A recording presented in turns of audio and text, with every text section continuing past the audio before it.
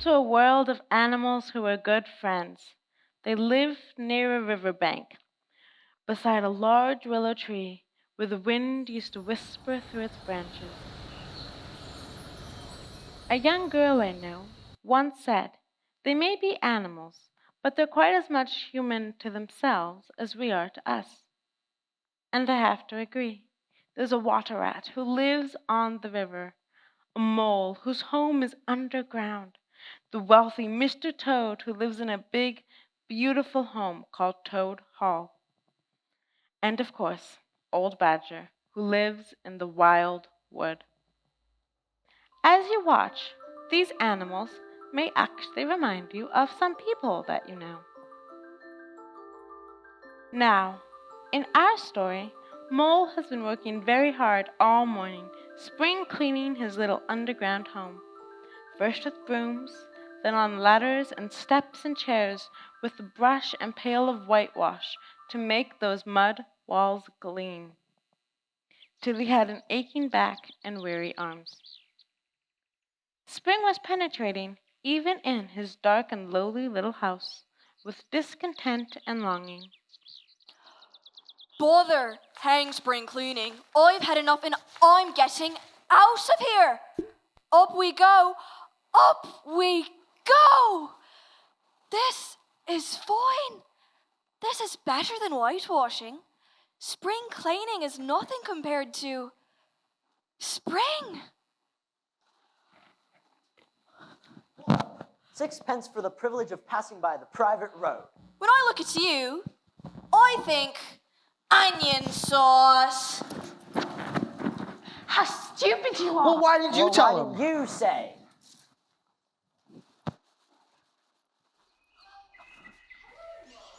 Hello, rat? I'm a water rat. Would you like to come over?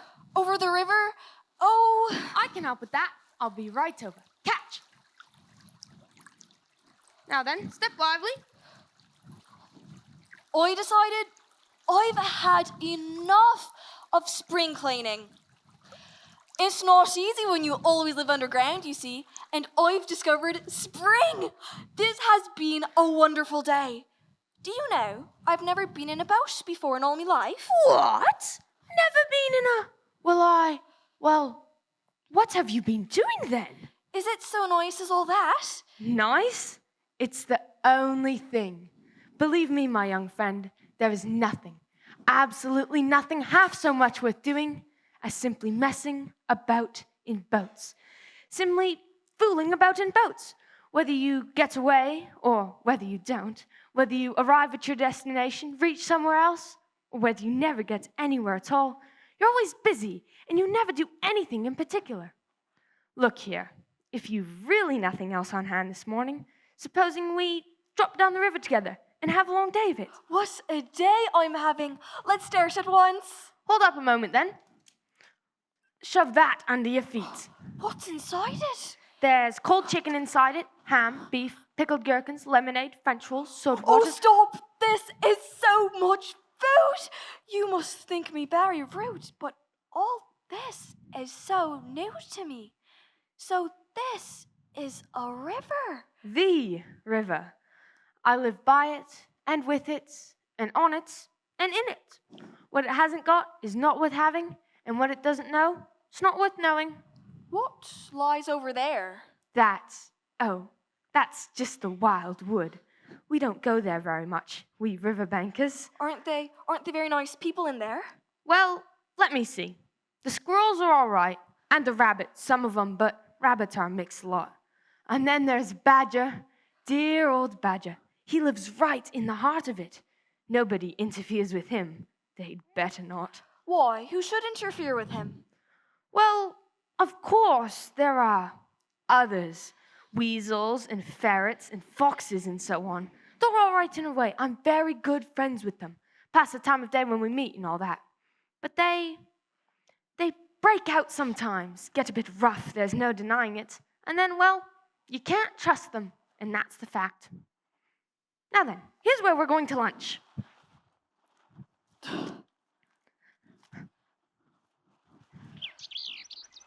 Oh my, oh my, oh my, oh my, oh my! Pitch on, old fellow.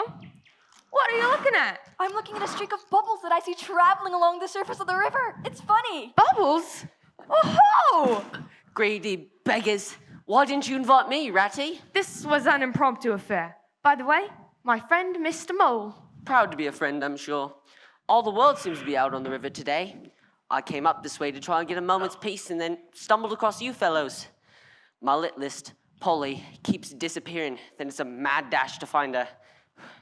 She's back home with her mother now, but I am quite worn out. Come on, old badger. Company.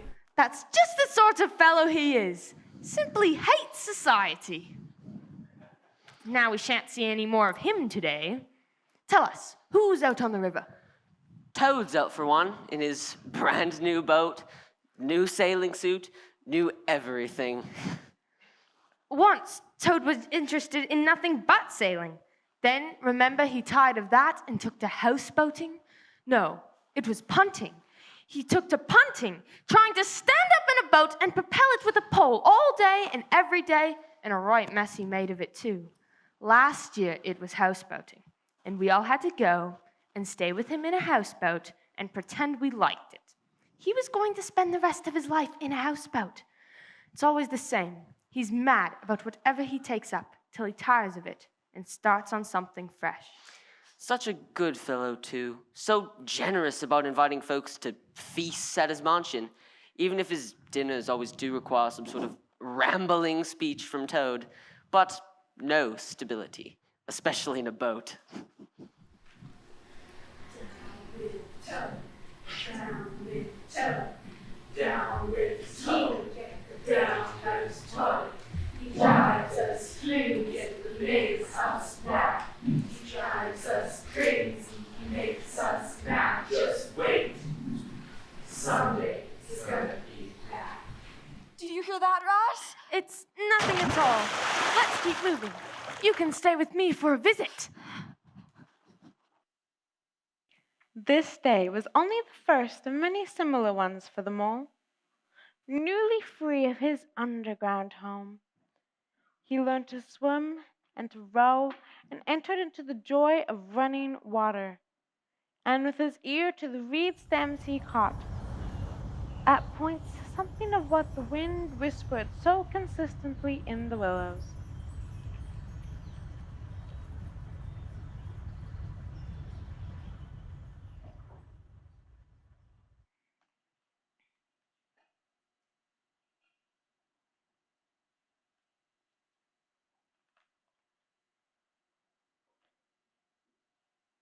One bright summer morning,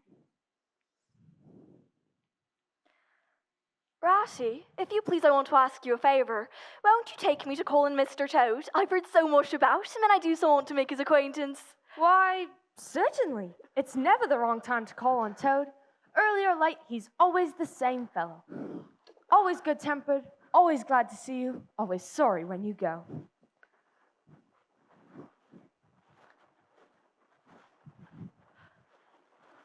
Perhaps he's not very clever. We can't all be geniuses. And it may be that he is both boastful and conceited. But he's got some great qualities, has Toady. There's Toad Hall. The stables are over there, to the right. That's the banqueting hall you're looking at now. Very old, that is. Toad is rather rich, you know. And this is really one of the nicest houses in these parts, though we never admit as much to Toad. Still, he throws the best house parties. I don't know why some of the animals never come. Jealous, I guess. I hear Toad's tired of boating and done with it. I wonder what new craze he has taken up now. Come along and let's look him up. We shall hear all about it soon enough. Hooray! This is splendid! How kind of you! I was just going to send a boat down the river for you, Ratty, with strict instructions that you were to be fetched up here at once. Whatever you were doing, I want you badly, both of you. I hear this is Mr. Mole. Now, what will you take? Come inside and have something. You don't know how lucky it is you're turning up just now. Delightful residence! Finest house on the whole river! Or anywhere else for that matter. All right, Ratty. It's only my way, you know. And it's not such a very bad house, is it? You know, you rather like it yourself. Now, look here. Let's be sensible. You are the very animals I've wanted. You've got to help me. It's most important. It's about your rowing, I suppose. You're getting on fairly well, though you splash about a good bit still, with a great deal of patience. You know. Oh, pooh, boating. Silly boyish amusement. I've given that up long ago. Sheer waste of time. That's what it is. You fellows ought to know better. Wasting all your energies in that aimless manner. No, I've discovered the only genuine occupation for a lifetime. I can only regret the wasted years that lie behind me. Come with me, dear Ratty, and your amiable friend also, and you shall see what you shall see. Voila! There's real life for you, embodied in that little cart. The open road, here today, up and off to somewhere else tomorrow. The whole world before you. And mind, this is the very finest cart of its sort that was ever built, without any exception. Come along and look. Planned it all myself, I did. Oh, yes, do please let us see it. Just look at this wonder. Let me go get my horse. Isn't it amazing? Come on, bud. Huh. So this is the latest madness. Oh, yes, very compact and comfortable, if you're not pulling it. Little sleeping bunks, a table that folds down, lockers, bookshelves, and a cooking stove complete with pots, pans, jugs, and everything Toad could think of to put in it. By the way, Hal's my name. All complete. You'll find biscuits, lobsters, sardines, everything you can possibly need. Soda water here, letter paper, bacon, jam, cards, and dominoes. You'll find that nothing whatever has been forgotten when we make our start this afternoon. Nothing forgotten, but nobody ever remembers me. Oh, the strength. I beg your pardon, but did I hear you say something about we and start and this afternoon? Oh, you dear, good old Ratty, don't begin talking that stiff and sniffy sort of way, because you know you've got to come. I couldn't possibly manage without you. So please, consider it settled and don't argue, because you know it's the one thing I cannot stand. You surely don't mean to stick to your dull, fusty river all your life and just live in a hole, in a bank, and boat. I want to show you the world. I'm going to make an animal of you, my boy. I don't care. I'm not coming, and that's flat. And I am going to stick to my old river and live in a hole and boats as I've always done. And what's more, Mole's going to do as I do. Aren't you, Mole? Of course I am, Rat. What you say is to be has got to be. All the same, it sounds as if it might have been, well, rather fun, you know. I see what you're thinking of, Mole. And while I hate to disappoint, as you're my good friends, I'll consider it. Come along in and have some lunch, and we'll talk it over. We needn't decide anything in a hurry. Of course, I don't really care. I only want to give pleasure to you fellows. Live for others. That's my motto in life. Oh, live for others. I'm another.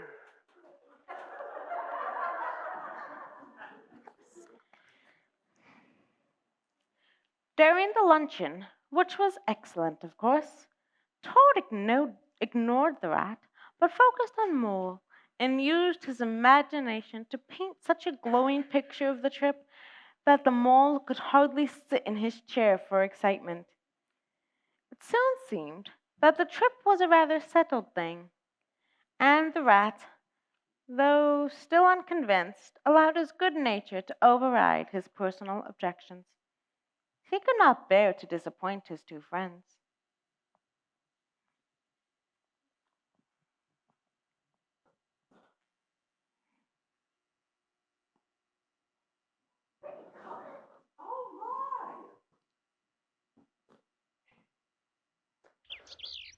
Oh, I wish I could have escaped to the pasture. But no, it's off on another trip. You see, there is nothing quite like a cart. It saves all the bother of carrying what one needs for an overnight trip in the country. Yes, precisely. You know, this reminds me of a time when I was just a young tadpole, and my father... You don't say. Everyone seems to be enjoying this excursion, but no one ever remembers me. Tell me- Tell me about your adventures on the road, sir. No, Steady there! Ah, horse noises, horse noises, horse noises. You scoundrels, you highwaymen, you road hogs! I'll have the law of you, I'll report you, I'll take you through all the courts. Poop, poop. Toad! Oh, the glorious, the poetry of motion. The only way to travel, villages skipped. Oh, bliss. Oh, poop, poop. Oh, my, oh, my. Oh, stop being a fool, Toad! And to think I never knew. All this time I never knew. I never even dreamt. But now, what dust cloud shall spring up behind me as I speed on my reckless way? What cart shall I fling carelessly into ditches in the wake of my magnificent onset? Ugh, horrid little carts, disgusting carts, canary-colored carts! What are we to do with him? Nothing at all, because there is really nothing to be done. You see, I know him. He has got a new craze, and it always takes him that way in its first stage. He'll continue like that for days now, like an animal in a happy dream, quite useless for all practical purposes.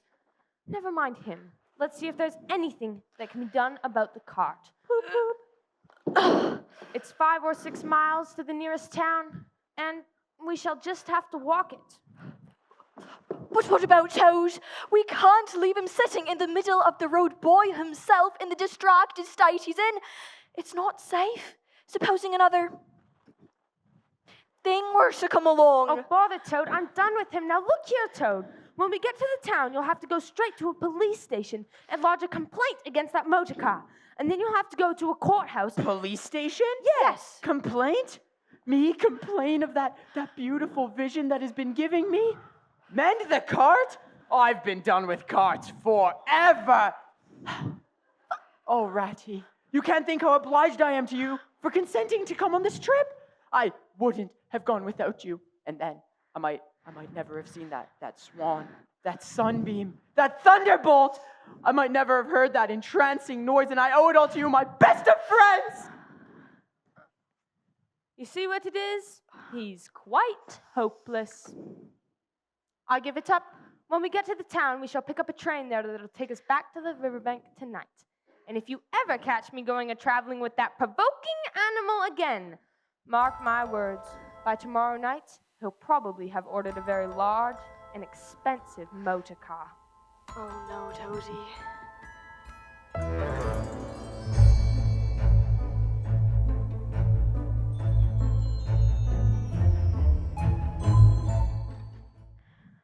When will I get to meet Badger? I hear he's a very important person, even though he's never around. Oh, it's all right. Badger will turn up sooner or later. He's always turning up. And then I'll introduce you. But you must only take him when you find him. Couldn't you invite him here for dinner or something? He simply wouldn't come. Badger hates society and invitations and dinner and all that sort of thing. Well, supposing we go and call on him. Oh, I'm sure he wouldn't like that at all. He's so very shy. He'd be sure to be offended. I know him well, but even I've never ventured to call on him at his own home.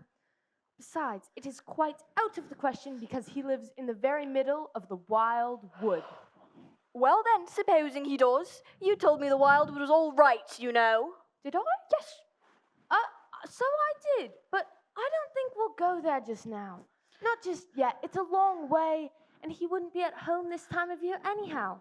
Besides, he'll be coming along someday, if you'll wait quietly. Rat.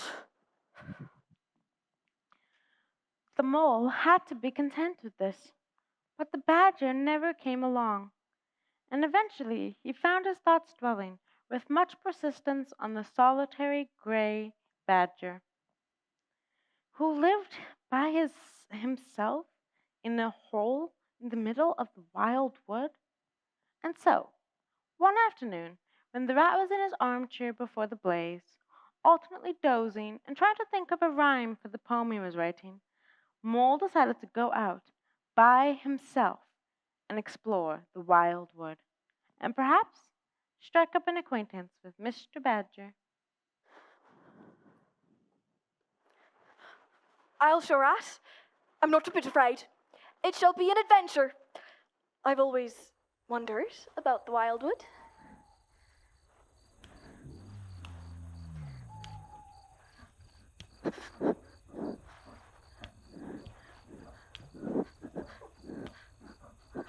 Oh, I didn't know there would be faces.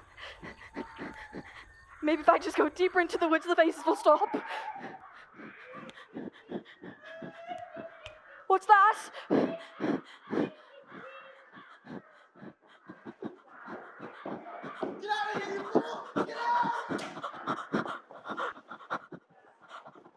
I should have listened to Rat. Dear old Ratty. Ratty said, stay away from the wildwood. Should have listened.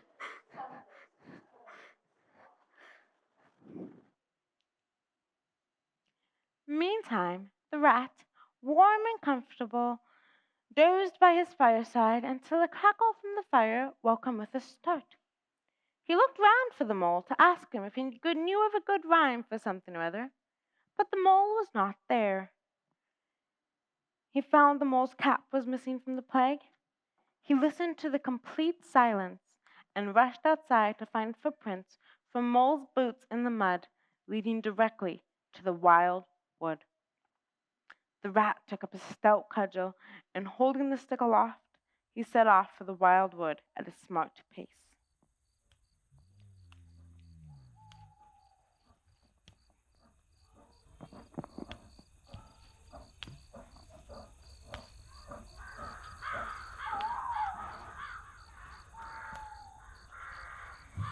Ratty, is that really you? Oh, Rat, I've been so frightened you can't think. I quite understand. You really shouldn't have gone and done it, Mole. I did my best to keep you from it. We riverbankers, we hardly ever come here by ourselves. Of course, if you were badger or otter, it would be quite another matter.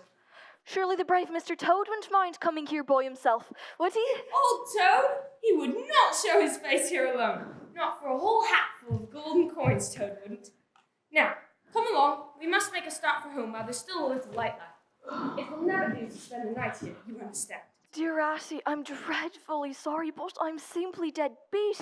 You must let me rest here a while longer and gain my strength back if I'm to get home at all. Well, it simply can't be helped. We must make a start. The only problem is, I don't exactly know where we are. Oh, goodness. This way? I think I came from there.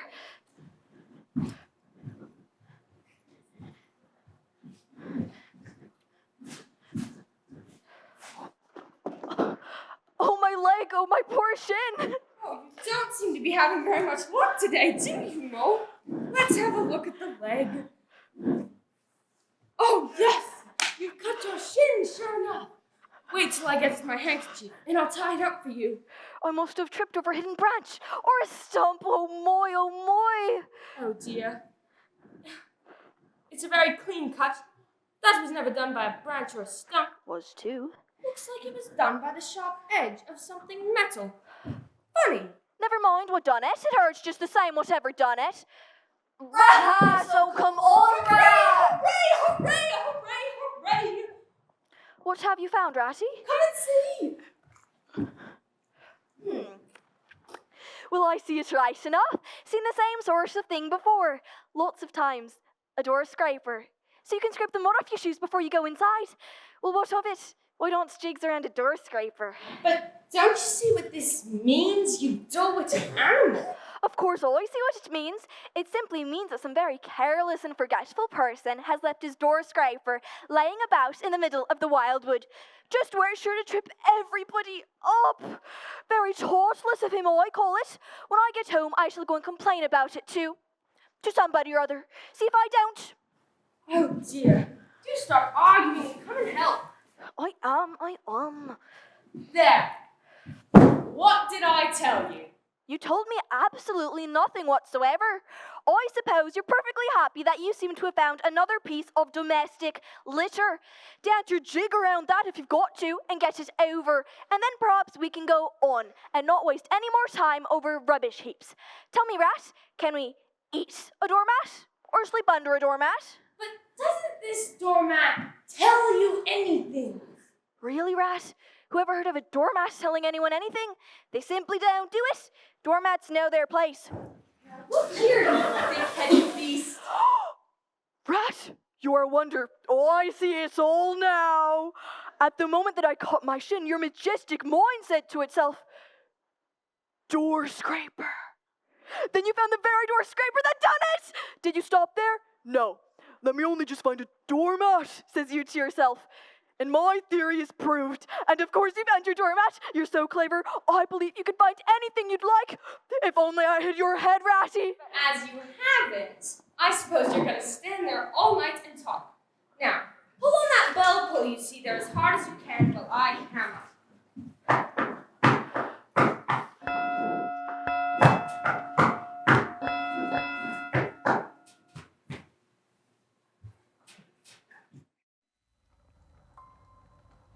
They waited patiently for what seemed a very long time. At last, they heard the sound of slow shuffling footsteps approaching the door from the inside.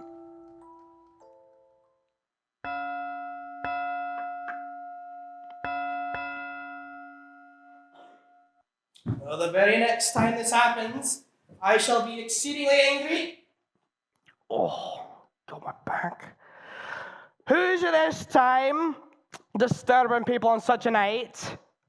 Speak up! Oh, Badger, please, it's me, Rat, and my friend Mole, and we've lost our way. Let us in, please. What? Ratty, my dear man. Come along in, both of you at once. Well, I never lost in the wildwood, and in this sort of night, but come in with you. This is not the sort of night for small animals to be out. I'm afraid you've been up to some of your pranks again, dear Ratty. However, there's a first-rate fire here, and do you fancy some tea? Yes, please. Now then, tell us the news from your part of the world. How's old Toad going on? Oh, from bad to worse. Another smash-up just last week. And a bad one. You see, Toad will insist on driving himself, but he's hopelessly incapable. And he's convinced he's a heaven-born driver, and nobody can teach him anything. How many has he had? Smashes or machines? Oh, well, it's the same thing with Toad. This is the seventh. His coach house is quite literally piled up with fragments of motor cars no bigger than your hat. He's been in hospital 3 times. Toad's a hopelessly bad driver, and he quite ignores law and order. Killed or ruined. It's got to be one of the two, sooner or later. Badger, we're his friends. Oughtn't we to do something? Very well then. We, that is you, me, and our friend the Mole here, shall take Toad seriously in hand. We shall bring him back to reason, by force if need be. We will make him a sensible Toad. But first, it's time we're all in bed. Come along, you two, and I'll show you to your quarters. And take your time tomorrow morning. Breakfast at any hour, please.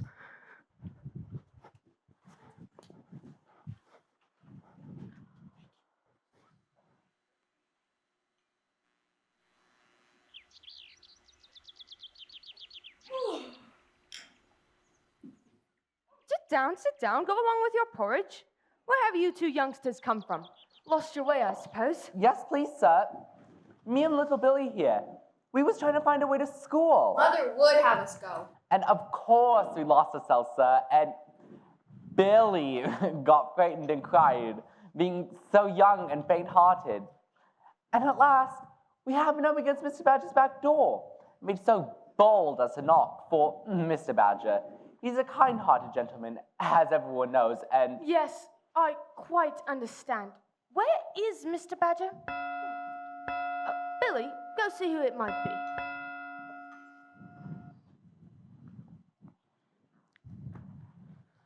There you are. All relieved to see you safe and sound. Oh, let go!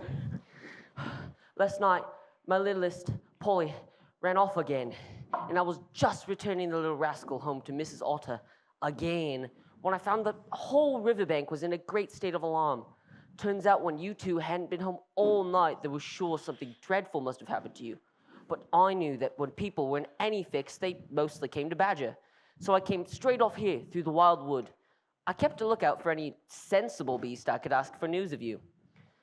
About halfway across, I came upon a rabbit sitting on a stump, cleaning his silly little face with his paws.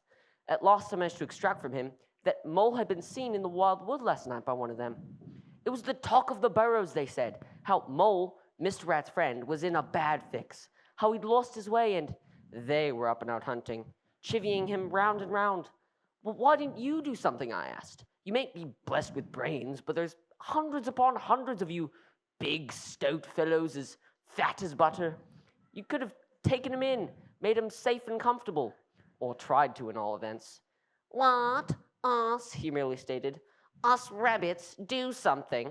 So I cuffed him and left him. At any rate, I'd learned something. And if I'd had the luck to meet any of them, I'd have learned something more, or they would. Weren't you taller nervous? Nervous?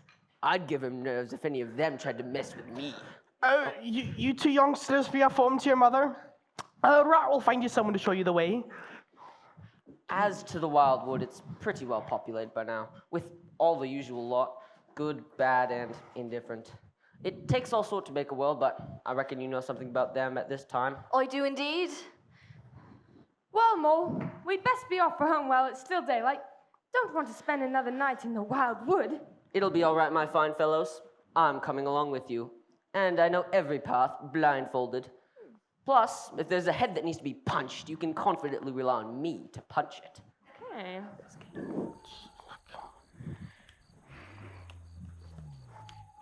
The otter, knowing all the paths, took charge of the party, and they trailed out in a line. At some point, they spotted a fence far in the distance. Pausing there a moment and looking back, they saw the whole mass of the wild wood. Dense, menacing, compact. At once, they all turned and took off swiftly for home, for firelight and familiar things.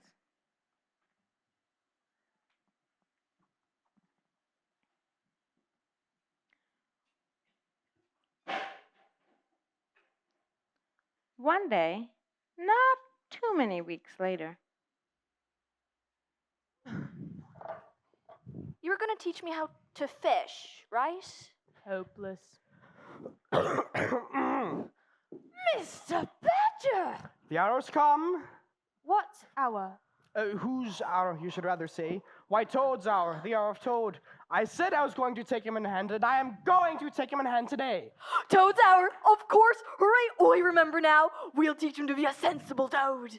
This very morning, another new and exceptionally powerful motor car shall arrive at Toad Hall on approval or return. We must be up and onto this business before it's too late. You two will accompany me instantly to Toad Hall, and the work of rescue shall be accomplished. You fellows, you're just in time to come with me for a jolly. Take him inside. What? Come along. Mr. Chauffeur, I'm afraid you won't be wanted for today. Mr. Toad has changed his mind, and he will no longer acquire the motor car. Please understand that this is final. You needn't wait.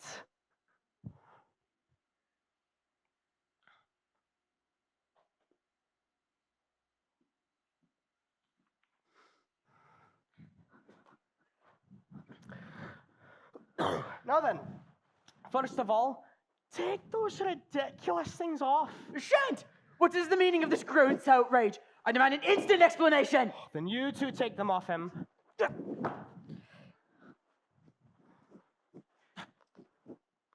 You knew it must come to this sooner or later, Toad.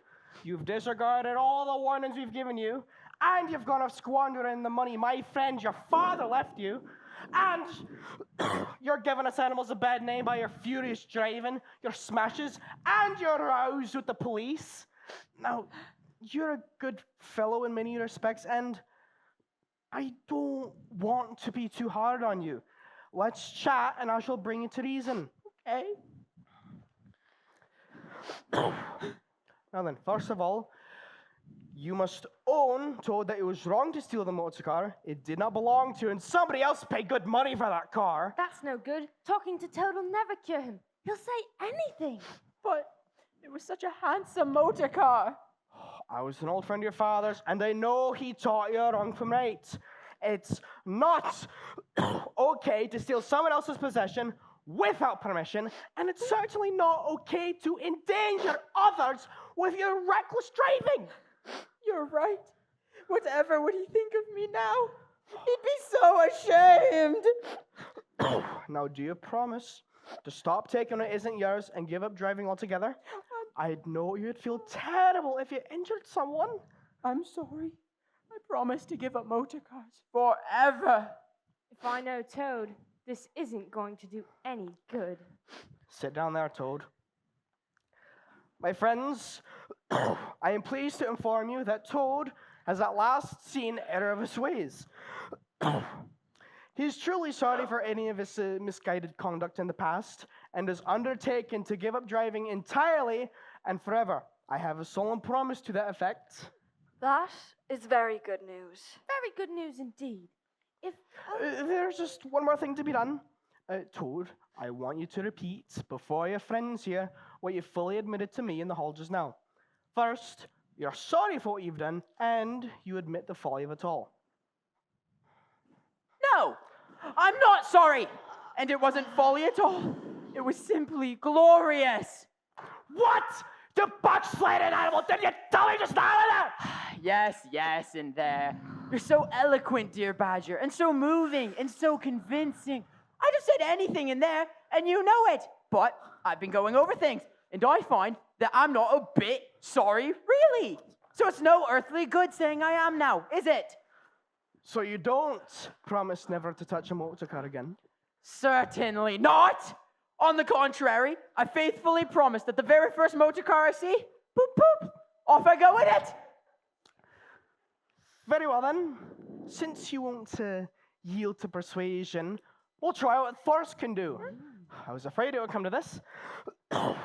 You've often asked us three Toad to stay with you in this handsome house of yours. Yes. Well, now we're going to. When we've converted you to a proper point of reason, we may quit, but not before.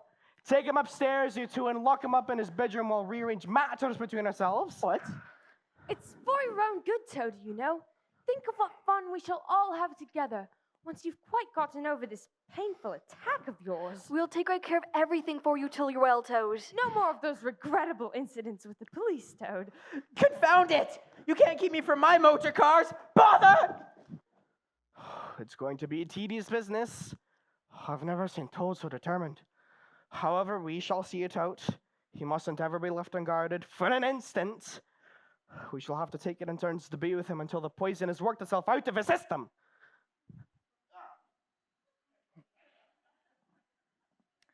They arranged the watches accordingly. Each animal took turns sleeping in Toad's room at night, and they divided up the day between them. At first, Toad was very trying. He even set up his bedroom chairs to resemble a motor car and would crouch on the one in the front, making ridiculous motor car noises, and then somersault off and crash the car. But as time passed, these incidences grew gradually less frequent. And despite his friend's best attempts to distract him, Toad seemed to grow more and more depressed. It's been 3 weeks, and Toad's still in bed. He says he only wants to be left alone. But be careful. It's when he seems most helpless that he's likely to be planning something. How are you today, old chap? Oh, thank you so much, dear Ratty. So good of you to inquire. But first, tell me how you are yourself, and the excellent mole. Oh, we're all right.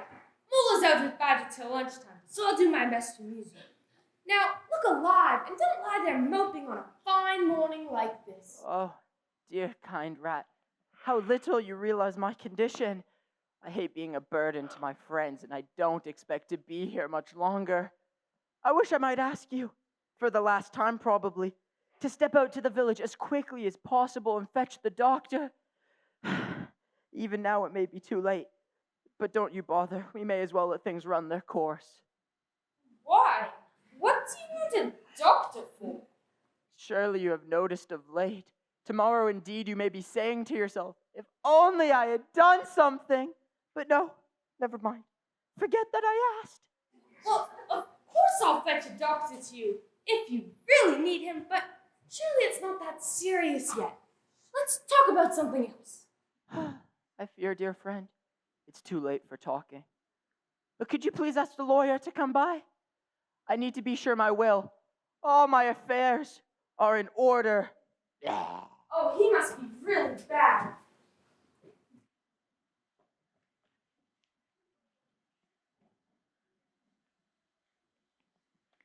It was a gloomy lunch for the rat when the badger and mole eventually returned, and he had to face them at the table with his pitiful story. You'll have to imagine the badger's brutal remarks. And even though Mole took his friend Ratty's side as far as he couldn't help but admit to the rat that he'd been a bit of a duffer this time. Badger said they'd better continue to sleep at Toad Hall a while longer, since it was quite possible Toad could be back at any moment, on a stretcher or between two policemen.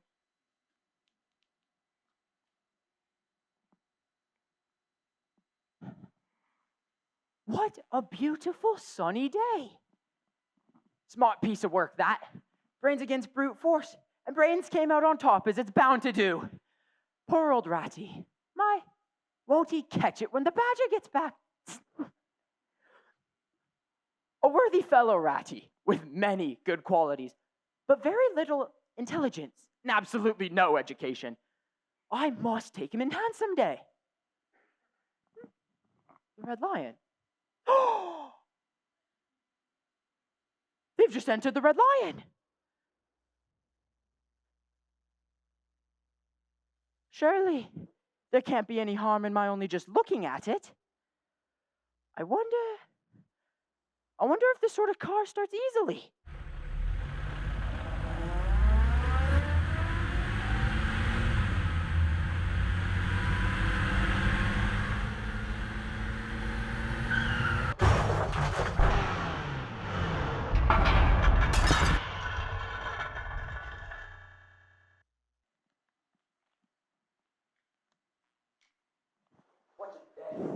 I can't wait to see Toad get what he deserves. This is the biggest Finally gonna pay. Yes.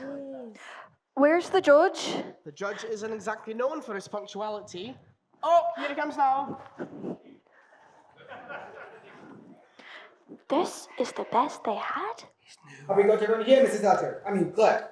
I seem so sad. Is everyone assembled? Can you please be absolutely sure that everyone is here?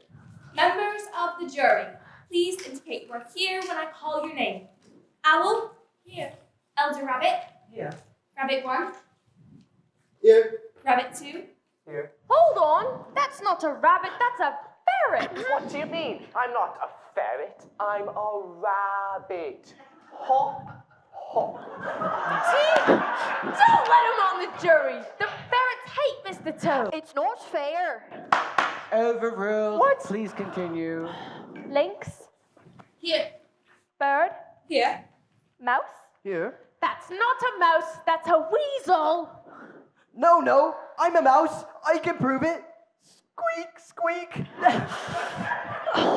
That's a mouse. You can't be on the jury to decide Mr. Toad's punishment. The weasels hate Mr. Toad. I object. Sit down. I think I make the decisions around here, and I think I certainly know a mouse when I see one, Mr. Rat. Let me see. We've spent the morning listening to all sorts of testimony, and there seems to be no doubt that Mr. Toad has been found guilty on the clearest evidence. First, of stealing a valuable motor car. I saw him do it. Second, of driving to endanger the public. He almost ran over my little Polly. And thirdly, of gross impertinence. For the younger ones, that means extreme rudeness. To local police officer, Sergeant Boffin Borton. He called me Boffin Brain. Jury, how do you rule? We find him guilty on all 3 counts. Clerk, will you tell us, please, what is the very stiffest penalty we can impose for each of these offenses, without, of course, giving the benefit of any doubt, because there simply isn't any. Some people would imagine that stealing the motor car was the worst offense, and so it is. But calling Sergeant Boffin Bottom here a Boffin Brain is so extremely rude that it by far carries the most severe penalty, as it should. I heard him. He kept saying Boffin Brain, over and over, and the sergeant's face got really red. Suppose I give you 12 months in jail for the car theft, which is mild, 3 years for the outrageous driving, which is generous, and 15 years for sassing Sergeant Boffin Bottom. What? Judging by what we've heard from the witnesses here, those figures, if added correctly, total 19 years. First rate. So you better make it around 20 years to be on the safe side. An excellent suggestion. Members of the jury, thank you for your service. Prisoner, pull yourself together and try and stand up straight. It'll be 20 years for you this time in mind. If you appear before us upon any charge whatsoever, we shall have to deal with you very seriously. This wasn't at all fair! You've not heard the last of Mr. Toad! No. Oh no, Toadie.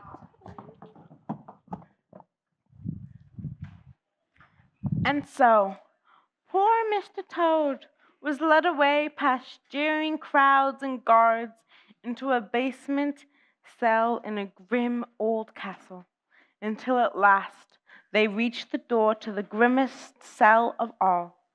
There they paused at last, where an old jailer sat fingering a huge bunch of keys. The police sergeant was only too happy to release the miserable Toad into the care of the jailer with careful instruction. Take from us this vile Toad, a criminal of deepest guile and matchless cunning. Guard him with all your skill.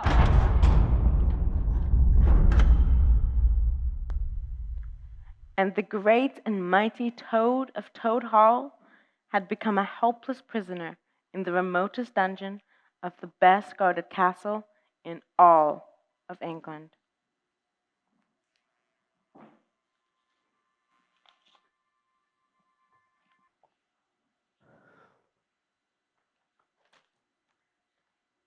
In the days that followed, Mr. Toad's friends were determined to guard and keep Toad Hall safe for him until the time when he might, someday, be released. They were enjoying a fire in the fireplace on a rainy night, telling stories and suspecting nothing, when all of a sudden they sensed, rather than saw or heard, a movement outside. Mr. Badger was particularly uneasy. I'm just going to head outside to look at the front door to make sure all is well. I'm sure it's just my imagination.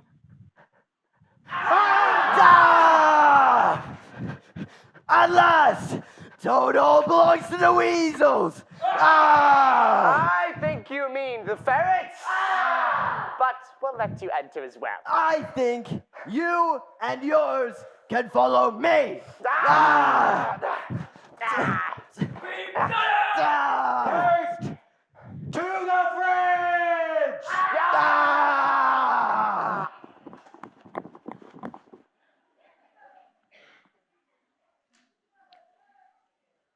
Meanwhile, Mr. Toad, of course, knew nothing of this, but lived in a miserable, depressing existence, enclosed in a dark and dank dungeon.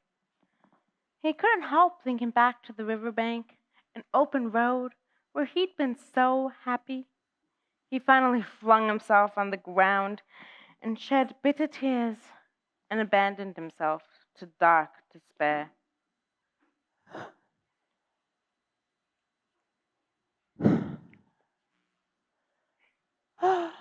This is the end of everything. The popular and handsome Toad, the rich and hospitable Toad, the Toad so free and careless and debonair.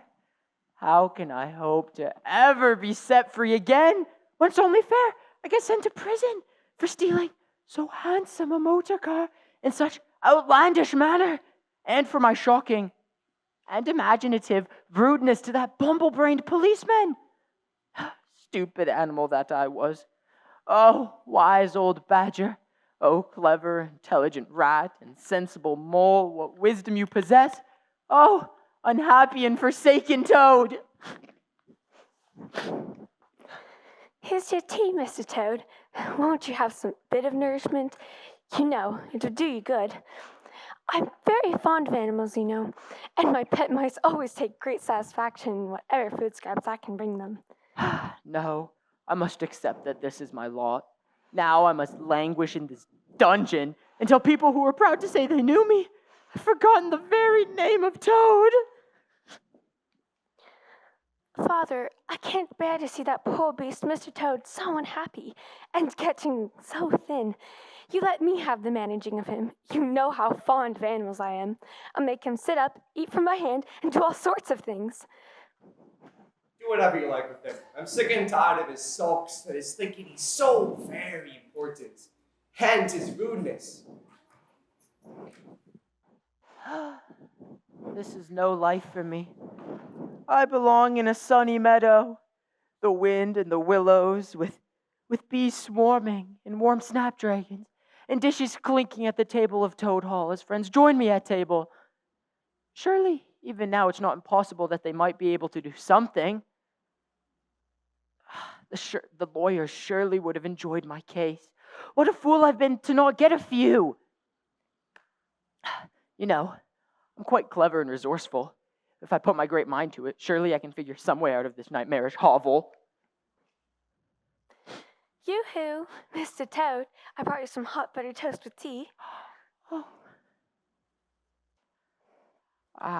Why, you know, this reminds me of warm kitchens and cozy parlor firesides. Toad Hall is such a magnificent place. I was always inviting all the other animals to come feast with me, although the wild wood creatures never came, other than Badger. It was always my joy to have them, and they thought it was most important and would listen to my speeches with rapture. Tell me about Toad Hall. It sounds beautiful, and about all your animal friends.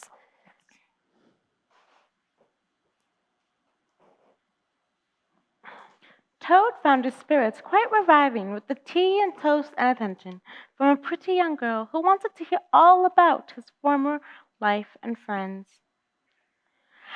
As the dreary days went on, Maybelle grew very sorry for Toad and thought it was a great shame that a poor little animal should be locked up in prison for what seemed to her a very trivial offense. One morning, the girl was very thoughtful, and Toad thought she was not paying proper attention to his witty sayings and sparkling comments.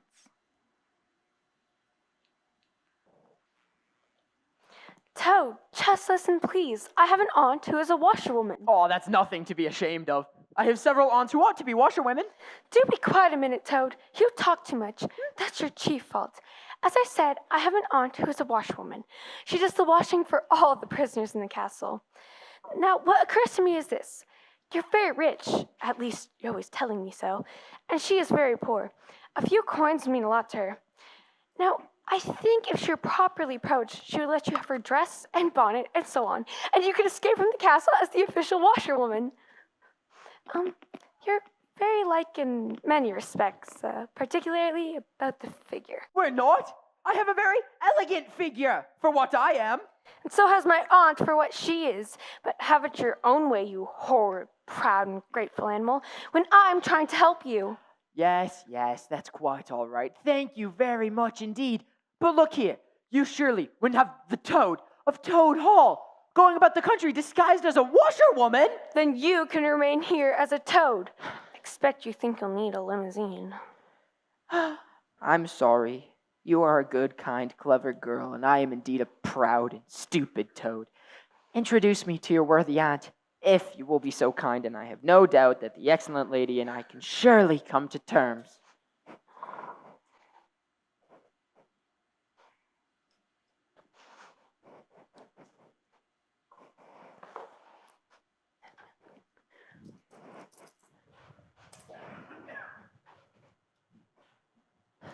This is my Aunt Matilda.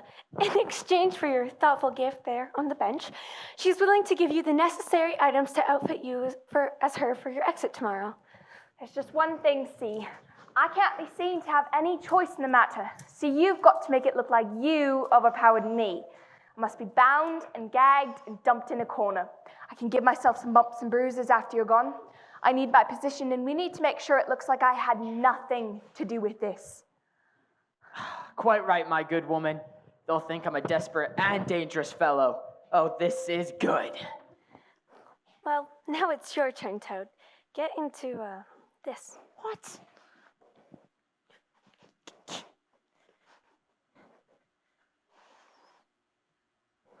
Oh.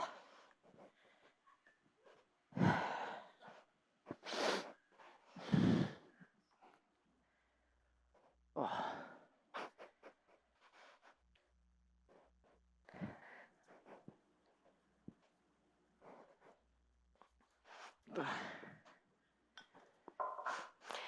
You're the very image of her.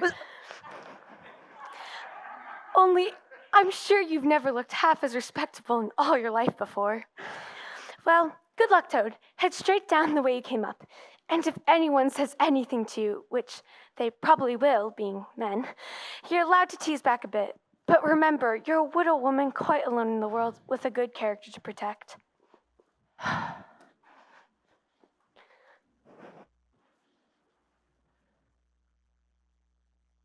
Remember, you're a washerwoman. I wonder how I get out of here. Ah, those dirty handmaids. Guess it keeps you in business. Why, yes, of course! You know, if you did a bit of washing up yourself, you could be downright pretty. Why, thank you! This one is the key to my heart. Care to inspect it a little more closely? I've got to be off. Oh. Meet me in the prison kitchen. There are fresh muffins for my little crumpet. Laundry waits for no man. I mean washerwoman? How about just one more hug? I've got to dash. Must go now.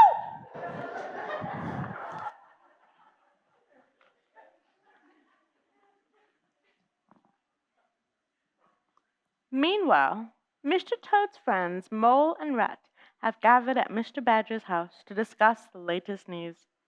After the unfair trial, where Toad's enemies, the Chief Weasel and Chief Ferret, joined the jury as a mouse and rabbit. The weasels and ferrets have completely taken over Toad Hall. While Badger, Mole, and Rat did their best to get them to leave, the efforts were not enough to dislodge the selfish, thieving animals. Mole, Rat, and Badger are exhausted from taking turns of keeping watch outside of Toad Hall when they learn some remarkable news. Toad has escaped from prison. The judge and the police are all on the lookout, and there will be trouble if he shows up at Toad Hall. It's been taken over. Badger announces that they must again leave home to head out and look for Mr. Toad.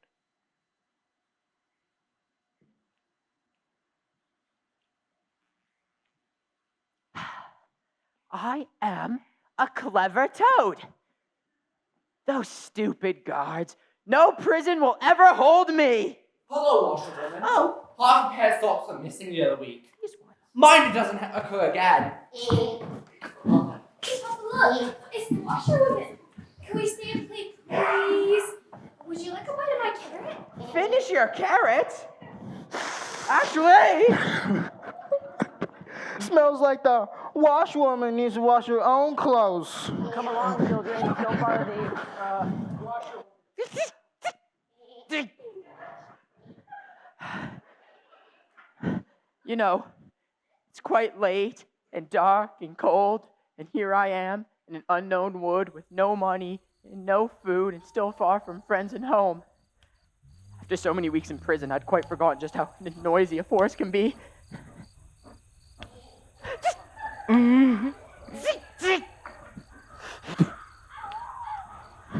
I may as well try and get some sleep. Perhaps things will look brighter in the morning.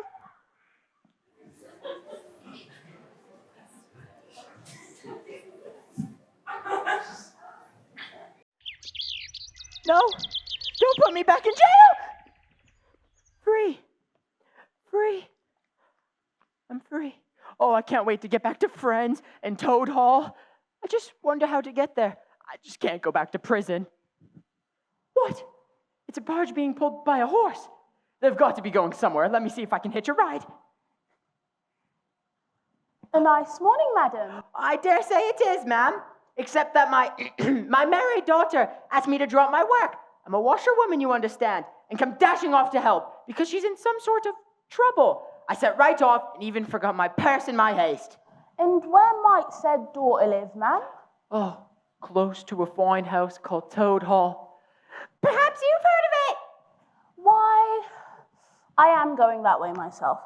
You come along in the barge with me and I'll give you a lift. Oh, thank you. Toad's luck again. I always come out on top. Well, I'd eat my hat if it isn't Mr. Toad dressed up as the washerwoman. My, how the mighty have fallen. Not like I can talk. Pulling a barge was never one of my life goals.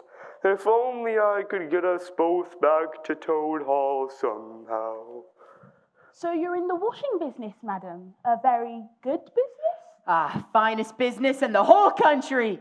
All the gentry come to me, wouldn't go anywhere else. I attend to it all myself. The washing, and the ironing, and the starching. Everything's done under my own careful eye. And are you very fond of washing? I love it. I'm never so happy as when I've got both arms in the wash. But then, it comes so easy to me. A real pleasure, I assure you, ma'am. What a bit of luck for both of us, then. Why? What do you mean? Instead of sitting here in my barge all idle, if you just take care of those unmentionables in the bucket back there, underwear can get so stinky, you know. Oh. I'd be most grateful, as then I can focus all my attention on steering. Here, you let me steer. I'm more used to gentlemen's things and might not do them as you like. Oh, let you steer? It takes practice and it's dull. I want you to be happy. You do the washing you're so very fond of. I suppose if it comes to it, any fool can wash.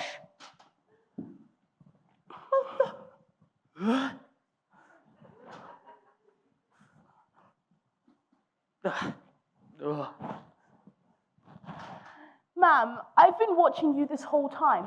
You've never so much as washed a dishcloth in your life, I'll warrant. You common, disgusting barge woman! How dare you talk to me like that? I would have you know that I am Toad, a very well-known, respected, distinguished Toad. I will not be talked down to by some barge woman. Well, I never.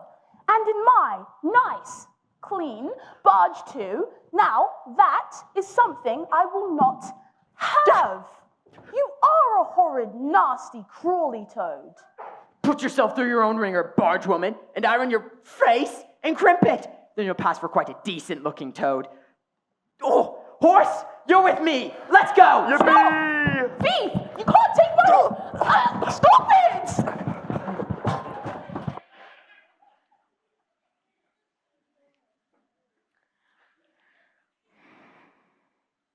As he tramped along with Hal the horse, he thought of his adventures and escapes, and how, when things had seemed at their worst, he had always managed to find a way out, and his pride and conceit began to swell within him.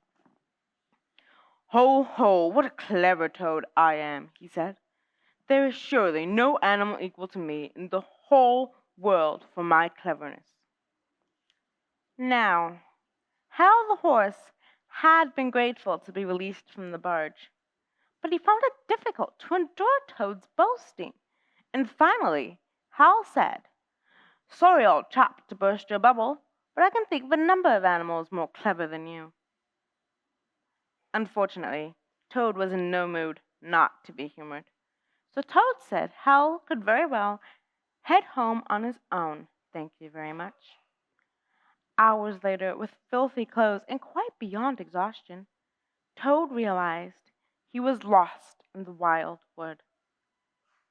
But he also noticed it was strangely quiet. No whispers, no taunts. He was just wishing he could only discover Badger's house and pop in, when he spotted it and took to knocking at it with more strength than he knew he had.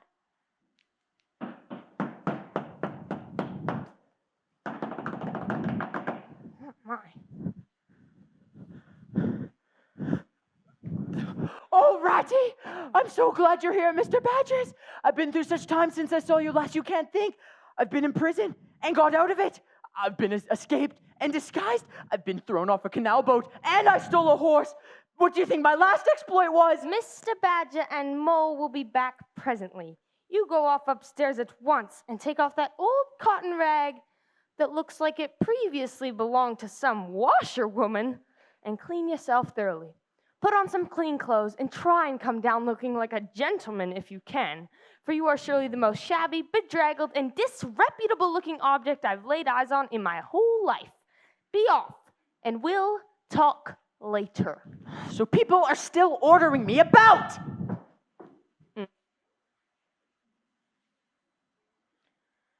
After a thorough wash and change of clothing, Toad stood before a mirror thinking only an utter idiot could have ever mistaken him for a washerwoman.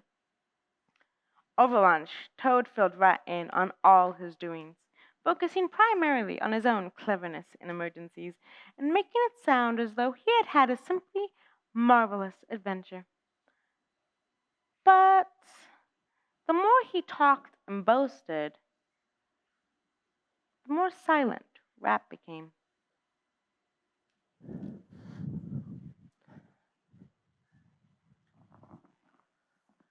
Now, Toady, I don't want to give you pain after all you've been through already, but seriously, don't you see what an awful fool you've been making of yourself? On your own admission, you have been handcuffed, imprisoned, starved, chased, insulted, terrified out of your life, and had a woman rudely fling you out of a barge. Where's the amusement in that? Oh, but it was fun though, awful fun! Where does the fun come in? And all because you must go and steal a motor car. You know that you've never had anything but trouble from motor cars from the moment you first laid eyes on one. Poop poop. But if you will be mixed up with them, as you generally are, 5 minutes after you've started, why steal them? Why choose to be a convict in jail? When are you going to be sensible and think of your friends and try to be a good friend yourself? Quite right, Ratty. How sound you always are. Yes, I've been a conceited old fool. I can see that. But now, I'm going to be a good toad and not do it anymore. As for motor cars, I've not been so keen about them since my last ducking in that river of yours.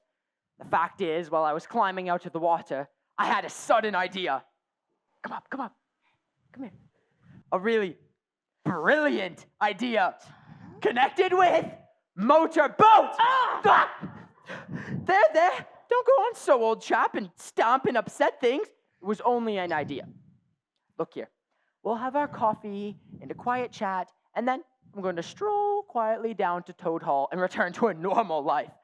I've had enough of adventures. I shall lead a quiet, steady, respectable life, puttering about my property. There'll always be a bit of supper for my friends when they come to visit. Stroll quietly down to Toad Hall. Yes? What are you talking about? Do you mean to say you haven't heard? Heard what? Go on, Ratty, quick, what haven't I heard? Do you mean to tell me that you've heard nothing about the ferrets and the weasels? What? The Wild Wooders? No, not a word. What have they been doing? And how they've gone and taken Toad Hall? Go on, Ratty. Tell me all.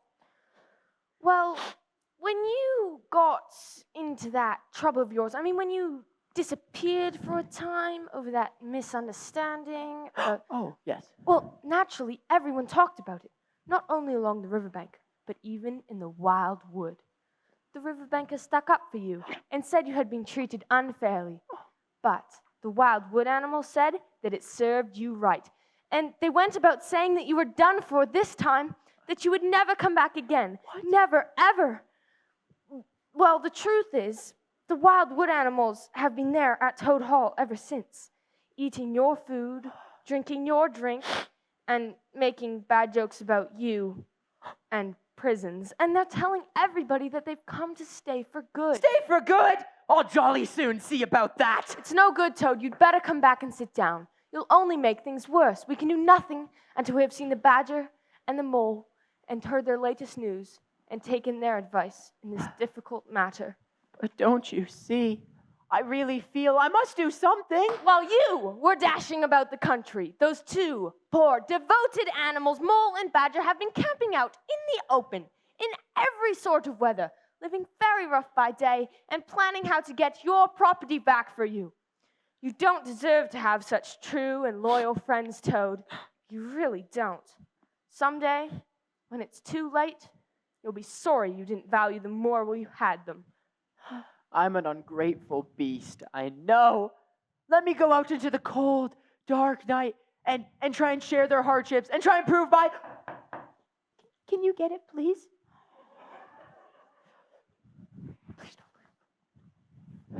Welcome home, Toad. Badger. Alas, what am I saying? Home indeed. This is a poor homecoming, unhappy Toad. Hooray! Here's old Toad! Fancy having you back again. We never dreamt you would turn up so soon. Why, you must have managed to escape. You clever, ingenious, intelligent Oh, clever? Oh, no. I've only broken out of the strongest prison in England, that's all. And disguised myself and gone about the country, humbugging everybody, that's all. I shall tell you more of my little adventures, Mole, and you shall judge for yourself. Oh, do be quiet, Toad. And don't you egg him on, Mole, but please, tell us as soon as possible what the position is and what's best to be done, now that Toad is back at last. The position's about as bad as it could be, and as for what's to be done, why, blessed if I know. The badger and I been around and round the place by night and by day. Always the same thing. Sentries posted everywhere, guards with guns looking at us, always an animal on the lookout. And when they see us, my, how they do laugh. That's what annoys me most. It's a very difficult position, but I think I see now what Toad really ought to do. No, what you ought to do. Well, I shan't do it anyway. I'm not going to take order from you fellows. It's my house, and I know exactly what to... Quiet! At once, all of you. Toad, a troublesome little animal, don't you regret your thoughtless actions? What do you think my old friend your father would have said about this if he had been here tonight and had known how your goings on? There, stop crying. We're going to try and turn over a new leaf. But what the mole says is quite true. The ferrets are on guard at every point, and they make the best sentinels in the world. Oh, it's quite useless to think of attacking the place. They're too strong for us. So then, it's all over. I shall never see my dear Toad Hall anymore. Come, cheer up, Toady. I'm going to tell you a great secret. I love secrets. My young friend, your father, who was a worthy animal, was a good friend of mine and told me a great deal he wouldn't dreamt of telling you. He discovered that passage. He discovered a secret passage underneath Toad Hall and cleaned it out because he thought it might come in useful someday in case of any trouble or danger. And he showed it to me. Don't let my son know about it, he said. He's a good boy, but he doesn't know how to hold his tongue. If he's ever in a real fix, you may tell him about the secret passage, but not before. Well, perhaps I am a bit of a talker. A popular fellow such as I am. My friends get round me, and somehow my tongue gets wagging. I have the gift of conversation. Go on, Badger. Tell us how this passage of yours is going to help us. I got Otter to disguise himself as a chimney sweep. As a chimney sweep. And call the back door with brushes over his shoulder, asking for a job. There's going to be a big banquet tomorrow night. It's someone's birthday, the Chief Weasels, I believe. And all the weasels are going to be gathered together in the dining hall, eating, drinking, laughing, carrying on, suspecting nothing. No swords, no guns, no sticks, no arms of any sort whatever. But the sentinels will be posted as usual. Yeah, exactly. The weasels will trust entirely to their excellent sentinels. And that's where the passage comes in. That very useful tunnel leads right up next to the dining hall. Aha! The squeaky board in the butler's pantry! We shall creep out quietly. With our pistols and swords and sticks. And rush in upon them. And whack 'em, and whack 'em, and whack 'em! Very well then, there's no more for you to argue about. So, as it's getting very late, all of you go right to bed at once. We will make all necessary arrangements in the morning.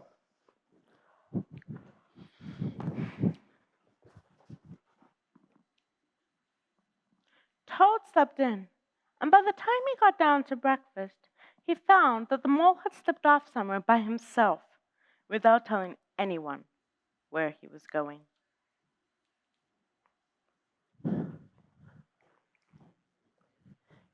Here we are, some breakfast.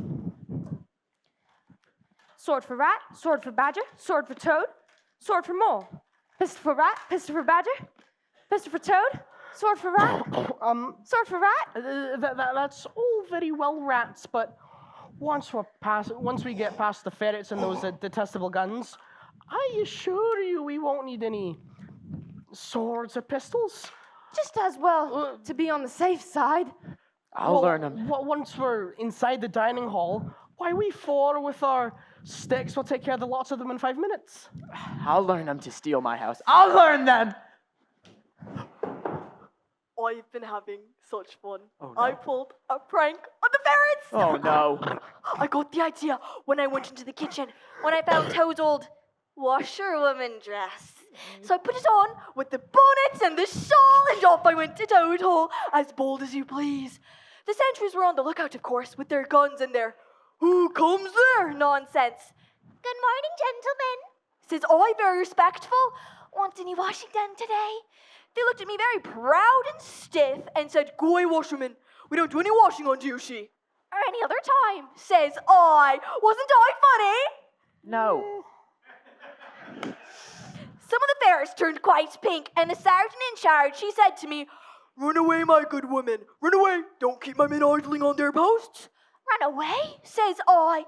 "It won't be me that'll be running away in a very short time from now." Oh, Molly, how could you? I could see them pricking up their ears, and the sergeant in charge said to them, "Oh, don't mind her. She doesn't know what she's talking about." "Oh, don't I?" said I. "Well, let me tell you this. My daughter, she washes for Mr. Badger." She does? "And you'll all know pretty soon, too. 100 bloodthirsty badgers armed with rifles are coming overland to attack Toad Hall this very night. 6 boatloads of rats with pistols and swords will come up the river. Well, a hand-picked group of toads, known as the diehards or the Dash or Glory toads, will storm the orchard, yelling for vengeance. There won't be much left of you to wash by the time they've done with you, unless you clear out while you have the chance. Then I ran away. But I came creeping back and took a peep at them through the hedge. They were all flustered, running every which way and falling over each other.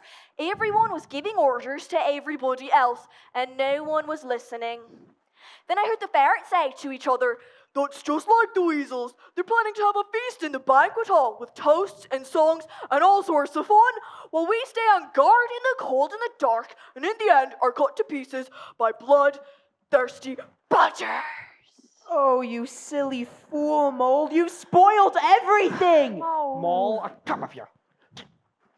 Mole, you have more sense in your little finger than some animals have in the whole of their bodies. Mole? You have you have managed excellently. Good mole, clever mole.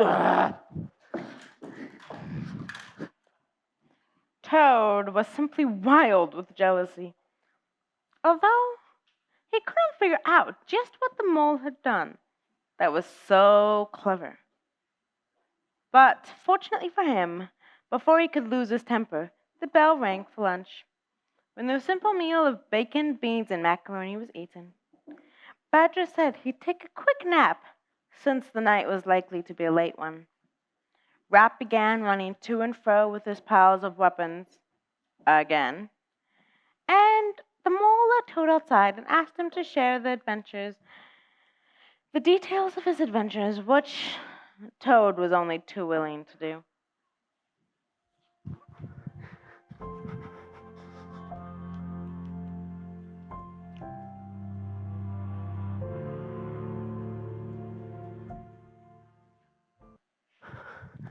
Come along, all of you. Now then, follow me. Mole first, because I'm very well pleased with him. Rat next, and Toad last. And look here, Toady, don't you chatter so much as usual, or I will have you sitting back as sure as fate. At last, they were in the secret passage, and the rescue expedition had really begun. It was cold and dark and damp and low and narrow, and poor Toad began to shiver, partly from the dread of what might be before him, partly because he was wet through. The lantern was far ahead. Ow! Don't shoot! I accidentally crashed into Rat! Which toppled me into Mole. And that's why I crashed into you. We must leave that tiresome Toad behind! Please, oh please, I promise it won't happen again! You'll try harder. Just give him one more chance. I'll see to him. Fine, see that you do. By now we ought to be pretty nearly under the dining hall.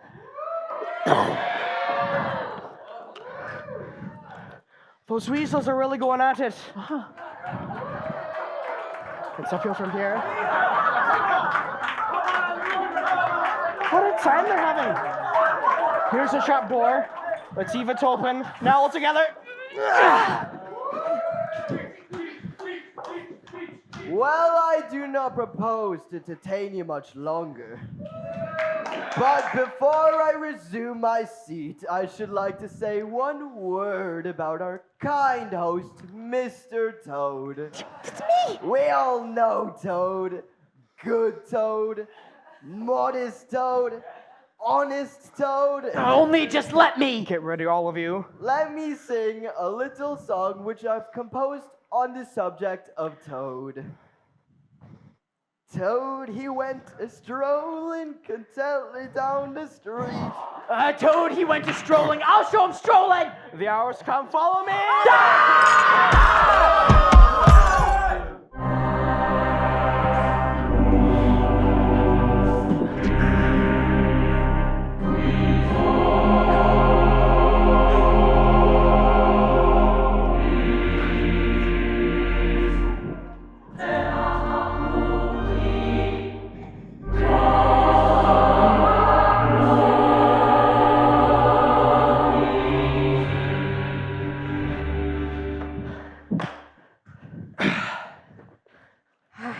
They were but 4 in all, but to the panic-stricken weasels, The hall seemed full of monstrous animals, gray, black, brown, and green, whooping and flourishing enormous cudgels, and they broke and fled with squeals of terror and dismay, this way and that, through the windows, up the chimney, anywhere to get out of reach of those terrible sticks.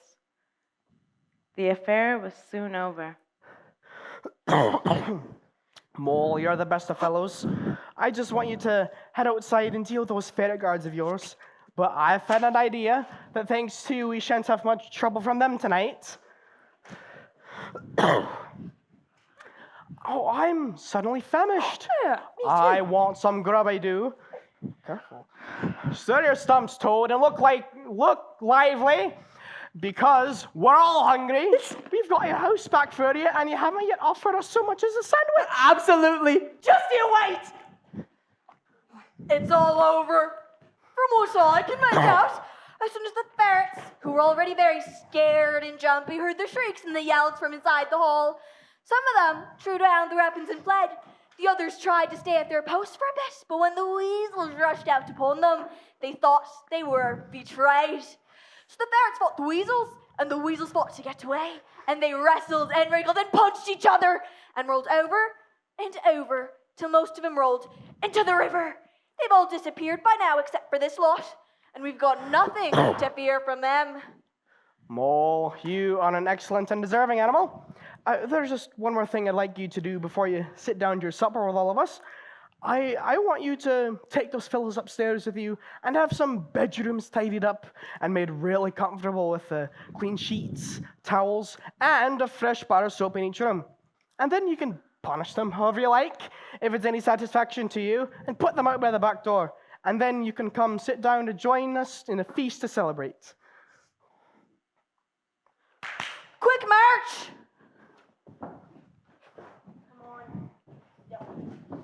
Here we are, a little something to help us celebrate. You know, I was thinking I could prepare a brief program of entertainment for tonight. Something like 1, speech by Toad, including comments on the topics of our prison system, costumes and disguises, the waterways of Old England. 2, song by Toad, composed by himself. 3, more comments on horse rescuing, owning property, its rights and duties, and Rubbish.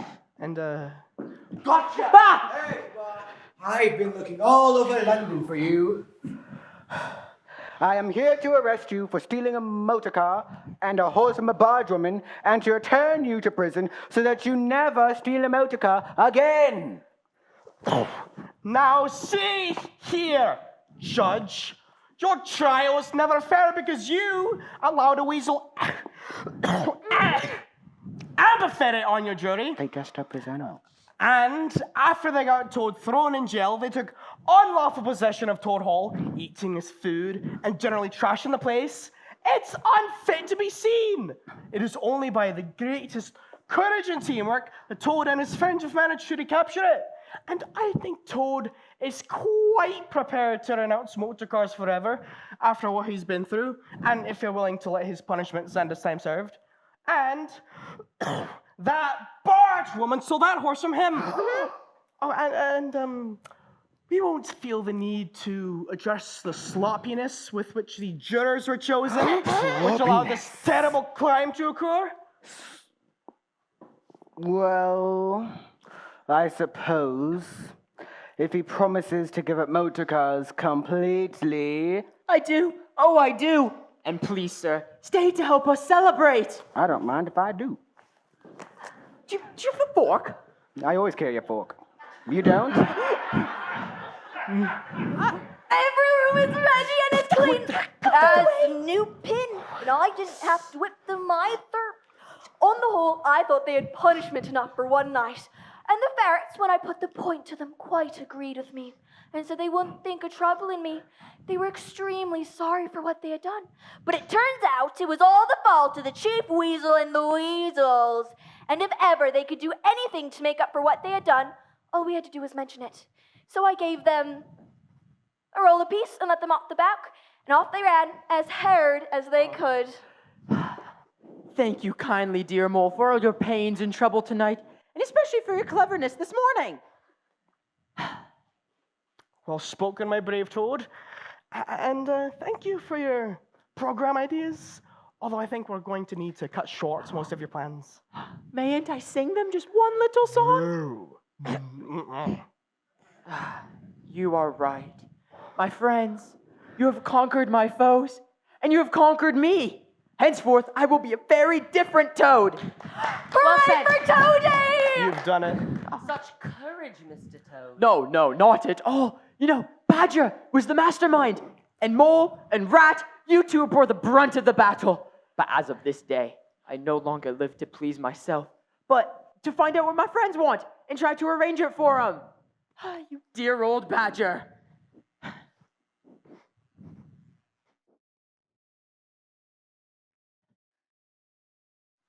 And so they finished their supper in great joy, and presently retired to rest between clean sheets, safe in Toad's ancestral home. A home won back by matchless courage, strategy, and a proper handling of sticks. And Toad once again hosted both friends and strangers at Toad Hall, and never ceased to boast about the wise old Badger, clever Mole, and cunning Rat.